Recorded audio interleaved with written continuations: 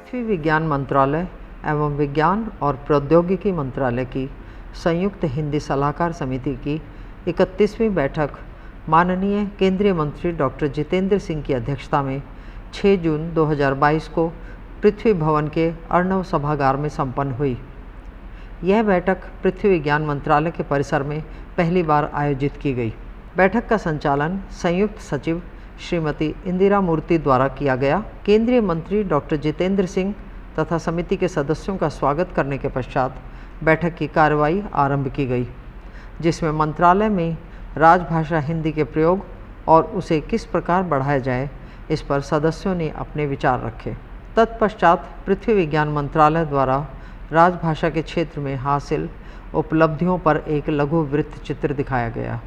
इस बैठक में पृथ्वी विज्ञान मंत्रालय के सचिव डॉक्टर एम रविचंद्रन ने अपने संबोधन में कहा कि पृथ्वी विज्ञान मंत्रालय बहुत पहले से ही वैज्ञानिक विषयों का हिंदी में प्रचार प्रसार करता आ रहा है।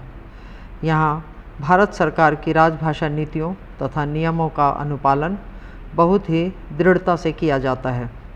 समिति के सदस्य राज्यसभा सांसद श्री प्रदीप टमटा ने हिंदी के प्रयोग पर अपने सुझाव देते हुए कहा कि मंत्रालय में पत्राचार और फाइलों पर टिप्पणियों में हिंदी के प्रयोग को बढ़ाया जाए। समिति के सदस्य डॉक्टर कुसुम लूनिया ने कहा कि मंत्रालय की वेबसाइट हिंदी में भी अद्यतित हो और इसे यथासंभव क्षेत्रीय भाषा में भी तैयार किया जाए। हिंदी प्रशिक्षण कार्य को शीघ्र पूरा किया जाए तथा राजभाषा प्रतियोगिताओं की पुरस्कार राशि में वृद्धि की जाए।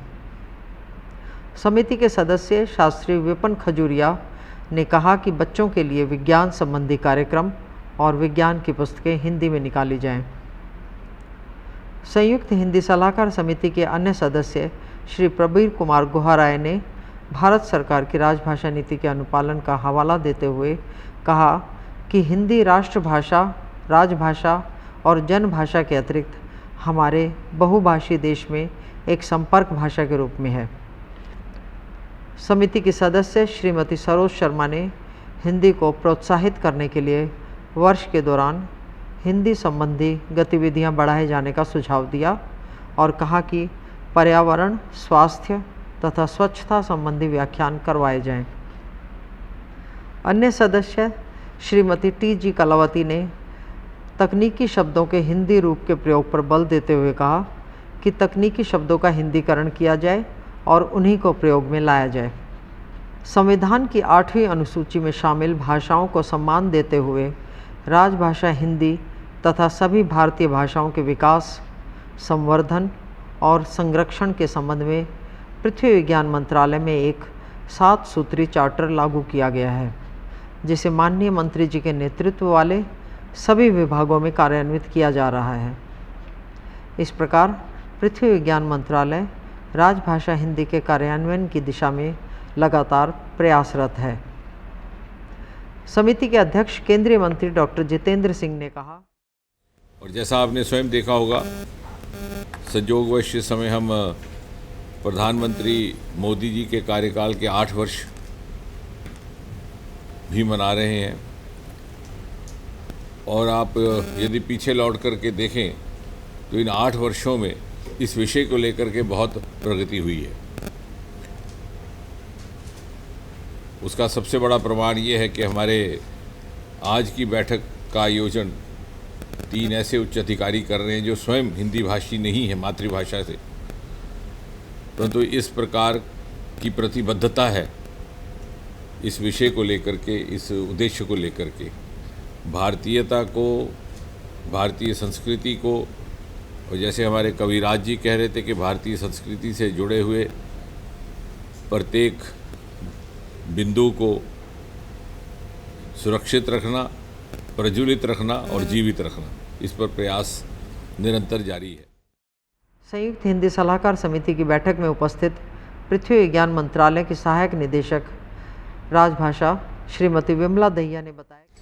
नमस्ते, मैं विमला दहिया पृथ्वी विज्ञान मंत्रालय में सहायक निदेशक राजभाषा के पद पर कार्यरत हूँ। सभी अपने मंत्रालय के साथियों, सहायक निदेशकों, अनुवादकों को सभी को अनुरोध करती हूँ कि इस कंठस्थ टूल का अधिक से अधिक प्रयोग करें। जैसे आप अपने अपने मंत्रालयों में गूगल का प्रयोग करते हैं, गूगल का प्रयोग बिल्कुल ना करें। इस बैठक में उपस्थित जाने माने कवि श्री गजेंद्र सोलंकी ने अपने चिर परिचित अंदाज में हिंदी के महत्व पर विशेष ध्यान देने की बात कही और हिंदी की कुछ मनमोहक पंक्तियां प्रस्तुत की। आइए सुनते हैं श्री सोलंकी जी की हिंदी पर कुछ लोकप्रिय पंक्तियां। तो मैंने कभी कहा था कि रसों छंदों अलंकारों का सुरभित गान है हिंदी, सनातन प्रेम संस्कारों का एक वरदान है हिंदी, और वही जो विश्व के आंगन में हिंदी की पुरवाई, लगा हिंदोस्तां का एक विजय अभियान है हिंदी। और मुझे लगता है कि जो हमारी क्षेत्रीय भाषाएं जिनको कहा जाता है, मातृभाषाएं कहा जाता है, उनका भी बहुत बड़ा योगदान है। वे सभी हिंदी को प्रेम करते हैं, मेरा बिल्कुल स्पष्ट मत है। क्योंकि जब हम विदेश में जाते हैं, विदेशों में जाते हुए जब हम वहाँ अलग अलग भाषा भाषी लोगों से मिलते हैं, तो मुझे ऐसा लगता है गुजराती, कन्नड़, कश्मीरी, उड़िया या बंगाली, तेलुगु या बंगाली, असमी, पंजाबी और मराठी, मणिपुरी, मलयाली, भोजपुरी, मलयाली, छत्तीसगढ़िया, तमिल, मालवी, हिमाचली, गढ़वाली, हरियाणी, गढ़वाली, बलिदानों की परंपराओं वाला राजस्थान, अलग अलग भाषा भाषी पर सबकी एक पहचान, धड़कता प्यारा हिंदुस्तान, नैन का तारा हिंदुस्तान, जहां से न्यारा हिंदुस्तान की हिंदी संस्कृति की तनया ये नित नित नई नवेली है। गुजराती, कन्नड़, कश्मीरी, उड़िया या बंगाली है, नित नित नई नवेली है। गुजराती, कन्नड़, कश्मीरी या बोली बुंदेली है। तमिल, मराठी, बंगला, उर्दू, पंजाबी अलबेली है। हिंदुस्तानी हर भाषा हिंदी की सखी सहेली है। हिंदुस्तानी हर भाषा हिंदी की सखी सहेली है।